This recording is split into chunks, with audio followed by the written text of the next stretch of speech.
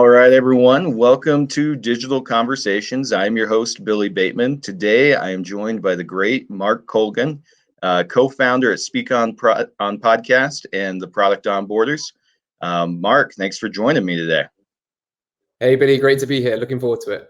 Awesome, man. I'm excited. We're going to talk a lot about product onboarding, where the pitfalls are, how to avoid them, how you can stand out from the crowd. But before we get into that, you've got an interesting journey and you're doing a lot of different things. So just tell us a little bit about yourself and what you're doing. Sure. Yeah, it's quite a mouthful. So especially if you look at my LinkedIn profile. So the long story short is I've got around 13 years experience in sales and marketing, mainly in the B2B space. Right now, I run the product onboarders, which is all about helping B2B SaaS companies increase visitors to free trial and free trial to paying customers. And also Speak on Podcasts, which is helping B2B technology brands like fuel their credibility and authority through speaking on podcasts where their customers listen to. But I do a ton of coaching on the side as well around the sales process. So that's where you'll see on my LinkedIn profile, I've got the Growth Mentor and Scalewise, and I coach the outbound prospecting course with the Sales Impact Academy as well. So pretty busy. Yeah, busy man. Okay, so tell us a little bit more about Speak on Podcast and also the Product Onboarders. Just what do you guys do? What's your ideal customer look like, and what value do you provide to them? Sure. So with Speak on Podcasts, it's an agency. So we have a team of dedicated booking agents. And what we do is we help our customers get on the podcast where their ideal audience is already listening to. So we do a ton of research to find the most relevant podcasts. And then we reach out to the podcast hosts with really, really specific introductions. We don't like to use the word pitches because I know you, Billy, as a podcast host, you get lots of pitches every day. So we do our best to stand out from there.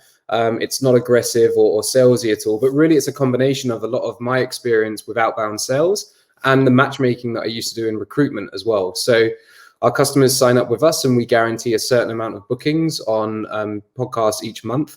And we have a guarantee to say you can say no to any podcast if it's not the right fit. And I think it's only happened once or twice, and it was down to more of a personal preference than anything else. So that's what we do at Speak on Podcasts. And then with the product onboarders, it's also like a productized service. Me and the co-founder, Helen, we saw a need that a lot of people are dry. There's a lot of content around lead generation and top of the funnel acquisition, but but there's just not that much of a focus on activation and also churn reduction. So there are obviously some content out there, but it's a minority compared to the top of the funnel stuff. So we decided to put our heads together, and what we do is we offer a product onboarding review. So we go through a B2B SaaS company's free trial experience, and we're looking at things like the website, we're looking at the sign-up process, the first run experience, as well as the ongoing onboarding and the onboarding emails as well. And we just present these back in around a 20 to 25-minute video. If I'm honest, it's quite brutal feedback sometimes. We have to give that caveat back to the people we're doing the reviews for. But we always act as almost like the dumbest user that they will get in their platform, because your product needs to be that simple and intuitive. So we've done over 50 reviews, and I think a lot of the things that we'll be covering today is really a combination of those 50 product onboarding reviews that we've done and the lessons learned from all of those. Great, man. So you've done a bunch of these reviews. What are the common issues you see with sales and marketing handover to customer success teams for B2B businesses? Yeah, so this is a really good question. And this is typically a service that you're selling, or it could be a much larger product that you're selling as well. So one of the biggest pitfalls that I see is that, let's start with why it's important, to hand over to the customer success team properly. And that comes down to customers can feel really unappreciated because if their information falls through the cracks, they have to repeat themselves. And that's never a good experience to have, especially if it's the first engagement they're having with your company once they've kind of signed on the line. Oftentimes you see as well, and I've been in this situation as well, that the team can point fingers at each other when something goes wrong because no one knows who's accountable for what. So having that process in place for the handover is really important. And I guess the most important thing when it comes to the onboarding of a new customer is that it really is very, very hard to win back the trust of a customer once they've had a bad onboarding experience. And Lincoln Murphy of 16 Ventures, I think he coined the term seeds of churn are planted early, and it actually starts and they're planted in the sales process as well. So maybe Billy, I can share some of the best practices that companies can deploy. So really, I think there's, if I could take away 4 main points, the first is just setting expectations with the customer during the sales process, letting them know what the onboarding process is going to be, who's involved, what's required from them as a customer versus what's expected for you as the business to do. That's really important. And oftentimes it might be said on the sales call or one of the sales calls, but a lot of companies forget that the product that they're selling is just one tiny part of their prospects or their new customers' overall job. So they're not going to remember everything that you say on a call. So it's important to follow up those expectations in written format so they can always revert back to them. Another thing which I think causes a lot of misalignment is not understanding how your customers are actually going to measure success. As a business, you might have an idea of what those maybe success milestones or definitions are, but you really want to understand what your customers are defining as success. The third, so this is a situation I've been in before. I was in a sales role and I was closing deals, and then I just didn't feel confident that the process behind the scenes after the sale had closed was good enough. Not that the people weren't good. I had a great team, but there just wasn't a succinct and easy to follow process. So one of the things that we did to overcome this was actually have a meeting between sales and the customer success to officially hand over the customer. And it's all about sharing the little bits of information that your customers have shared with you during the sales process. And they're really like nuggets of gold, because it could just be one thing they said at the end of a sentence that you realize that's really important to them. So it's handing over some of the informal information that you received. And also from the customer success side. And Billy, it might not be a customer success team. It might be your client delivery, or it could be an account manager. Just whoever you're handing it over to, there should be a standard set of questions which are asked during the onboarding handover meeting. And, you know, as an ex-salesperson, I can feel like that's a waste of time because I just want to go off and sell. But it's really important to get it right and hand over properly. And I guess the final thing would be to keep the communication dialogue open with the customer. And it's often the salesperson that gets the blame if the onboarding process isn't smooth. And that can impact your reputation as a salesperson, and also impact the opportunity of increasing the lifetime value through upsells and cross-sell opportunities in the future, because it starts to erode the trust of you as an individual. So definitely having that customer dialogue open. And I don't think there's anything wrong with a salesperson sending an email a few weeks after the onboarding process has started saying, hey, just checking in, how is everything going for you?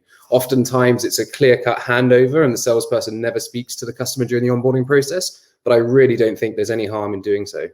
Yeah, honestly, I'm with you 100% on that. I think any good sales rep, not everybody is, every company pays on renewals, but some do. But you should be invested in, okay, are they actually going to retain, especially in a SaaS market, in a SaaS setting where you're just like, okay, I'm going to get paid for the first year that they're a customer. Now, maybe they paid annually up front and you don't care anymore as a sales rep. You should, but you might not. But if they're paying month to month and you get paid as they pay and they could cancel, man, I would, if they're my account, I'm going to check in with them at least once a month and just at least shoot them a note and say, how's everything going? Can we help you out with anything? Absolutely. I think that's just good business too, like make your customers feel the love. Like you should love your customers.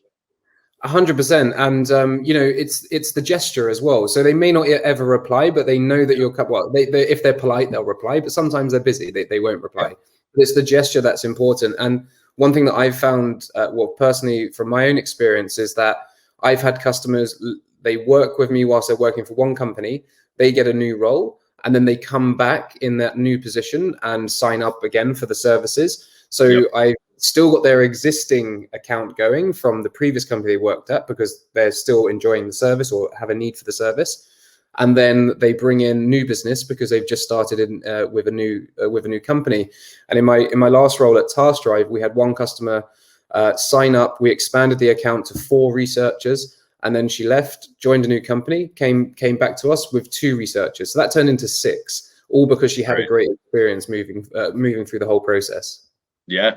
Yeah, no, I love it. Now, before we move on to talking a little bit about tactics, I want to dig in a little more on one of the best practices you mentioned, which was how do you measure success? I know every business is going to be a little bit different, but what have you found works in helping in that sales process to define what success is going to look like?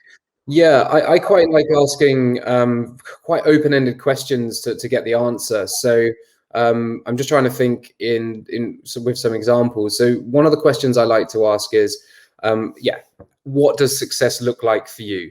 And that I may expand on that and say, in a month's time, let's just say the onboarding process took a month. What is it that you expect from us? Yeah. At the same time, I might flip that question and say, what does failure look like? What would we do to get you in trouble in your role? That's a great question. Yeah, and because we are working with humans, and people have emotions, and there's motivations and there's fears.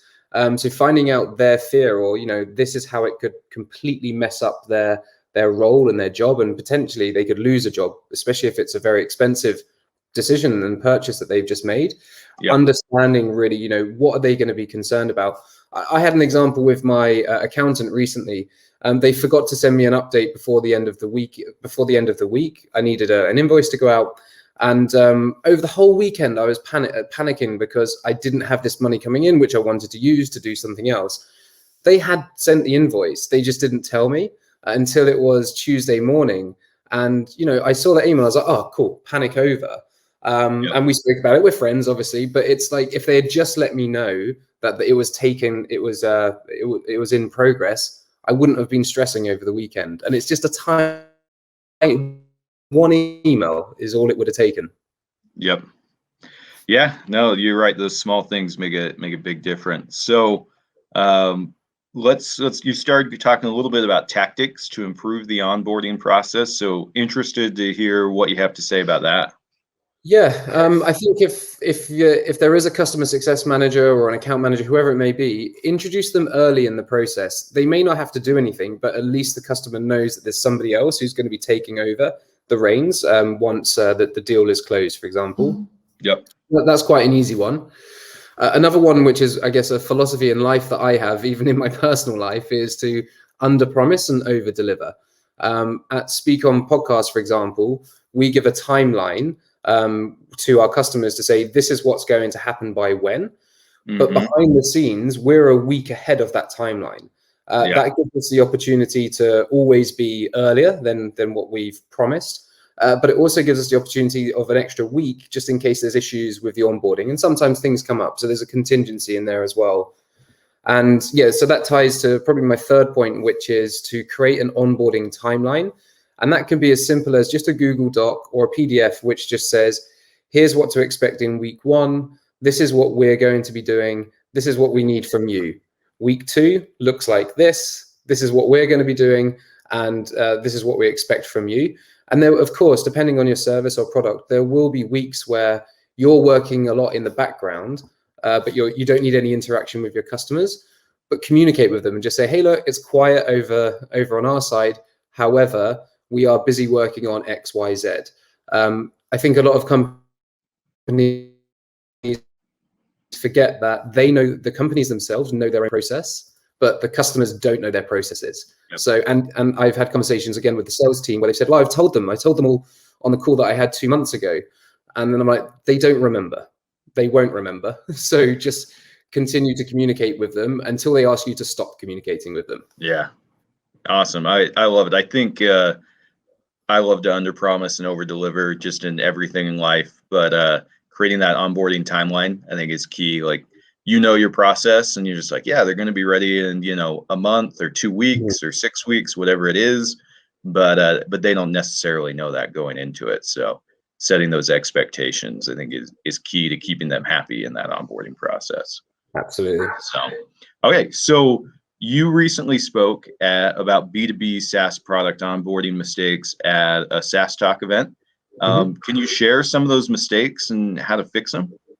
Yeah, for sure. So this was certainly more geared towards B2B SaaS companies that had a free trial offer as part of their go-to-market, and maybe their product-led growth type business. As I mentioned, with the product onboarders, we look at the website, the sign-up flow, the first run experience, the ongoing onboarding, and then the communication. So I'll give a real whistle-stop tour through a few of these mistakes that we've seen across looking at over 50 different reviews, and maybe we can jump into them in more detail if we've got time, Billy. Does that sound good? Yeah. All right. Cool. So first of all, on the website, I think the number one mistake we see is that they do not have a unique value proposition, or a value proposition that actually explains what the outcome is for the customer. I reviewed one just the other day, and it was meet the world's first most intelligent platform. I don't want the world's first intelligent platform. I want to be able to solve a problem that I have at the moment. And a lot of companies are very quick to talk about how they've got patent pending, or they've got a real unique technology. But as a consumer, I just don't care. I just want it to do what it says it's going to do. So have a really clear, unique value proposition. The next one is social proof. And there's a few things here with social proof. So some, especially on the homepage, all the testimonials and logos are right at the bottom of the page. Now, if you were to put on any sort of on-page analytics like Hotjar, for example, to see the heat map of where people click and you lose them, they're not even getting to the bottom of the page. So we always recommend that you pepper your social proof throughout the whole website, throughout the whole page. If you've got logos, have them at the top above the fold so people can see that and then scroll down. We also see, this is quite a common mistake, a lot of people link to their G2 or Capterra reviews. Yeah. However, as soon, and oftentimes not in a new tab. So that's another one. Always have things going into, and if you're going to direct anybody from your website, always do it in a new tab. But I would argue don't, just embed it onto your website so they're not forced to go away. Because the problem with G2 and Capterra is that it's an information marketplace. So they're going to see all of your competitors when you go to look at the Capterra reviews of a particular product. So you may have just had somebody who was maybe a warm lead on your site. They've gone to Capterra and they've seen 3 or 4 other alternatives to your product. That's just not a great experience and not a great journey that you'd want your potential customers to go down. So that's about social proof and opening into new tabs. And then I guess the last one would be about inconsistent calls to actions. So if the main goal for your on your website is to get somebody to sign up for a free trial, just have the call to action of start your free trial. Or I'm not the copywriter in this dynamic duo at the product onboarders, and I'm sure Helen would not be happy with that example. But the point is that the call to action should be consistent throughout the site. And I think when we look at a lot of websites, there's so many different calls to actions, but they actually all lead to the free trial sign up. It's just they say so many different things. Keep it simple. Remove the fact that people need to think. They can just click and they can go through and know what they're going through to as well. So that would be a quick summary of the website. During the sign up process, so this is when we're going to start the free trial. A lot of free trials either ask for a credit card or don't ask for a credit card. I'm not here to argue to say which one's best, but what you should do is communicate if you do need a credit card. Tell me that before I get to the sign up page. If I don't need to add in my credit card, remove the anxiety for me as I go through the sign up process, because it doesn't say that I don't need a credit card either. So just think about again, this comes back to, you can't read the label from inside the jar. The people the product owners and the founders maybe have designed the website. They know their system and the way it's set up, but the average visitor won't as well. Another thing is just way too much information on the forms. Really, you probably just need an email address at this point to get people using the platform. You don't need to ask 20 questions on a form. And one of the biggest things that we see is around delayed email verification.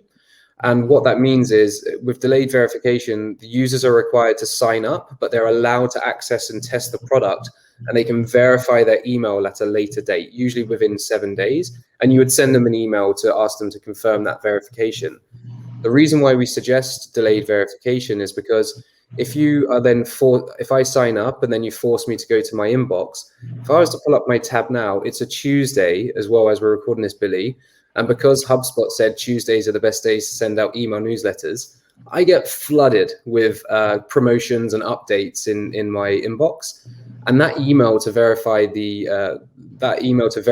login is going to get buried, and I might see an important email from my boss, or I might see something that distracts me. And then because I was just about to start a free trial, I'm now distracted. I may not come back to that free trial. So definitely think about adding in delayed verification. Moving on to the first run experience. You really need to think about what your customer is trying to achieve when they're logging in and they're going through the first run experience. Oftentimes you fill out the sign up form and you just get an empty screen and you don't actually know what to do next. Again, from a design point of view, the designer knows what to do next, but the average user doesn't. So you need to tell people what to do with a quick tour. It might be a video. You could use in-app messages from Intercom or any of the other sort of onboarding software that's out there, just to prompt users to, here's what you need to do now. Mm-hmm. So that's really important. And we often see a lot of companies don't have that in place. Another great thing to see now, the consumer expectations is always changing, but I don't believe consumers in the B2B space have ever been as high demanding as they are now, as we're used to Netflix and Spotify and even things like Facebook and Twitter.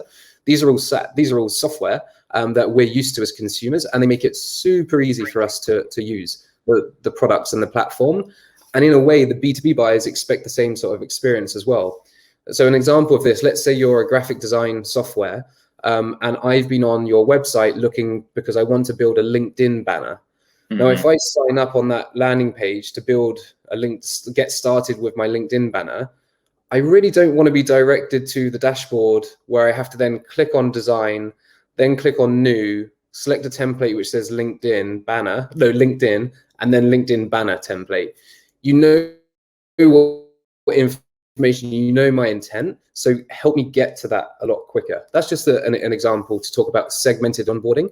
So looking at that landing page traffic and what they're trying to achieve, or it might even be the persona-based sign-up process. So during the initial sign-up, you might say, are you a marketer? Are you a founder? Are you a product manager?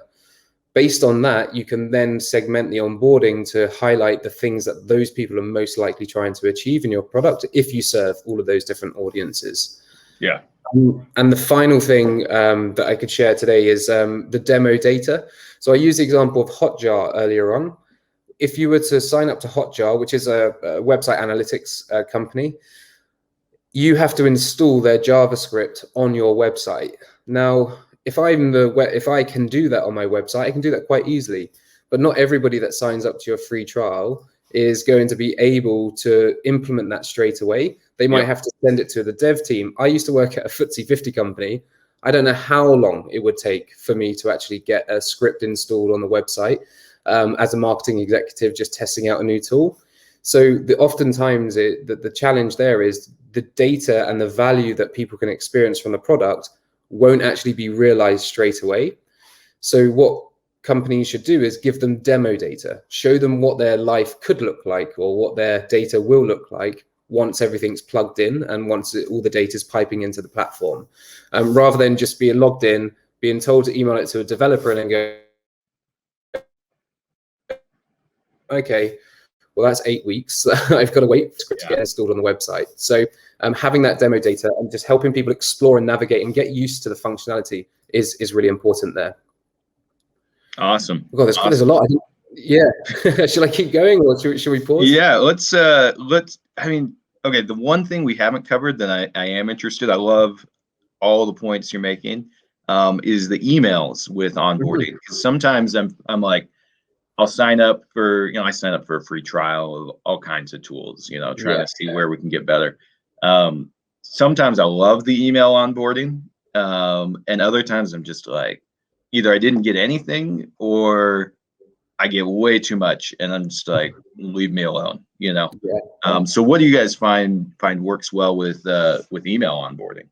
Yeah. So one of the things that we were shocked to see is that a lot of the email onboarding that we received wasn't actually personalized. So I put my first name in when I signed up, but the email just was addressed to hi there. Another one, which I couldn't help but laugh, it said, if you have any questions, just reply to this email. And then it was a no reply email address. So I tested it, I hit reply, and then I got a bounce back to say your email couldn't be delivered. And it's just like, what a bad experience me as a potential user who's going to be paying to use the product. In fact, actually, I'd put my credit card details in and they were charged. So I was a paying customer and still couldn't get the help I needed. Wow. But going back to your point of too much information, we see that a lot. Again, with the onboarding emails, people think, well, they need to get to that aha moment as quickly as possible. But if that takes 5 steps, you don't want to say to them in one email, do these 5 things. Just start with the next step. And that next step might be the first step. It might be install that JavaScript. It might be connect your LinkedIn account if you're a social media scheduling tool, for example. So it is tough with these emails because those emails have a job to do, but you've got to remember that your user also has a job to do, and it's just to get to the next step in the onboarding process. Awesome. Okay, man. Well, we are running out of time a little bit, but I wanted to hit one more thing. So one of the things we talked about before getting on was that you've taken this SaaS product onboarding approach to service-based businesses. And so I want to know why you made that decision, and what are some examples you can share of successes and failures? Sure. Okay. And I'll keep this brief, Billy. So as I mentioned before, a poor onboarding experience creates unhappy and frustrated customers, and they're unlikely to renew. And they're probably going to tell other people about the disappointing experience as well. A little bit like I've shared a few examples. I obviously didn't name drop any companies, but that does happen. You don't want that bad word of mouth to be spread. In fact, we want to create the opposite. So we use almost like event-based triggers, even though our onboarding process is manual. When we reach a certain stage, when we're onboarding a new customer at Speak on Podcast, we then send an email. Now, it's not automatic. We have the template, but we always make sure that we're communicating with the customer as soon as they go through the various different stages. I have actually introduced a onboarding drip email sequence. So classic day 0 is welcome. It's got a picture of the team. In fact, it's a GIF. We're all waving. Really glad to have you on board. Here's a link to your timeline. This is exactly what we're going to do over the next 4 to 5 weeks. Then the next email is 7 days later. It's giving people equipment recommendations, because that's often a commonly asked question we get from customers. What microphone do I need to buy? What else do I need to think about when it comes to my setup? Day 14, we invite them to a practice interview with my co-founder, so they can actually go through what the experience will be like once we've booked them onto a podcast. Day 21 is perfecting your offer and your call to action, and also advice on how to actually prepare for interviews. At this stage, we haven't booked them on any show just yet, but we're just kind of preempting the questions they're going to get. And like I said, having that document which they can look at any time saves them having to email me saying, hey Mark, what's the next steps? Because they can just refer to the onboarding document that we share, and we include a link to that in every email that we send in the onboarding process, because we know they're busy. We know they're not going to be kind of starring and saving that email or document. So we make it easy for them so they never have to ask a question. Awesome. I love it, man. I love it. Mark, this has been amazing. Appreciate you taking some time to share your knowledge with us. Before I let you go, I've got 2 more questions. So you've looked at a lot of onboarding process. I don't want you to say, hey, these people have an awful process, but what are 1 or 2 products that you're like, hey, loved this onboarding process. We think it's amazing. Yeah, so there's Wave apps, or I'm not sure if they're called. I'll send you the link after, Billy. Okay. They're an invoicing platform. They do onboarding very, very well. They have 3 use cases, and they segment the user as they go through the onboarding process. And then the other one I just signed up to the other day was Home Run. It's a recruitment platform or applicant tracking system. I enjoyed the process, not because I geek out about onboarding processes, but even as a general user, it made it so easy for me to go through and put in my first job, publish it. And the trial lasts for 14 days. I paid on day one. It was just such a great experience. I upgraded because I saw the value of upgrading to unlock some very clever features that they keep behind a paywall. So yeah, home run. It was fantastic. Awesome, man. I love it. So if people want to reach out to you and continue the conversation, what's the best way for them to contact you, Mark? Yeah, sure. So LinkedIn is probably the best place. Let me know that you you heard me on the Digital Conversations podcast. And if you want to find out more about Speak on Podcasts, we're at speakonpodcast.com. And the product onboarders is theproductonboarders.com. I like to keep things as simple as I can. So yeah, reach out to me on any one of those. Okay. Awesome, Mark. Thank you. And we'll chat later. Cheers, Billy. Take care. Bye now.